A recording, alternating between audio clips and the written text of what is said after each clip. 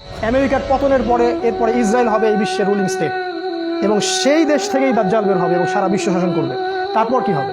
তারপরে এই মালহামাটা হবে যার কথা বললাম, অথবা এই মালহামার পরে ইসরায়েল হবে এই বিশ্বের রুলিং স্টেট। তারপরে এদেরকে প্রতিহত করার জন্য আল্লাহ রাব্বুল আলামিন মুসলিমদেরকে ঐক্যবদ্ধ করবেন।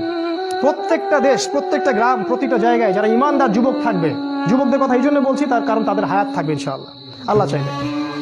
ইমানদার ইমানদীপ্ত যুবকরা ঐক্যবদ্ধ হবে ইনশাআল্লাহ আগামী দিনগুলোতে। কার নেতৃত্ব হবে, কিভাবে হবে আমি জানি না, আমি এতটুকু জানি তারা হবে। কারণ আল্লাহ রাব্বুল আলামিন তার নবীর মাধ্যমে জানিয়েছেন এই বাংলাদেশ বলেন, পাকিস্তান, আফগানিস্তান, এই পুরো জায়গাগুলো, ইন্ডিয়া, এই জায়গাগুলো থেকে যুবকদের অনেক কাফেলা আসবে এবং তারা ইমামুল মাহদির সাথে যুক্ত হবেন।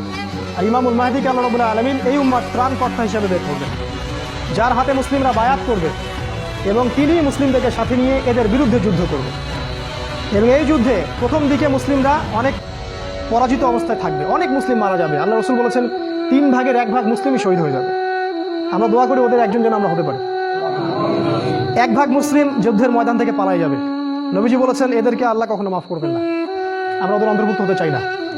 আমাদের নবীজি বলেছেন 1 ভাগ মুসলিম বাকি থাকবে, অল্প কিছু মুসলিম, আল্লাহ ভালো জানেন, অল্প কিছু মুসলিম, এই মুসলিমদের হাতে আল্লাহ পাক বিজয় দান করবে এবং ওই পশ্চিমা সভ্যতার পতন ঘটবে। আমেরিকা বলে কোনো কান্ট্রি পৃথিবীতে থাকবে না, ইসরায়েল ধ্বংস হবে, পুরো ব্রিটেন পশ্চিমা সভ্যতা ধ্বংস হয়ে যাবে, পৃথিবীর আয়তন কমে আসবে, টেকনোলজিগুলোও চলে যাবে, মানুষ আবার ওই ঘোড়া, ওই ঢাল, ওই তলোয়ারের যুগেতে ফিরে যাবে, ঠিক আগের যুগে।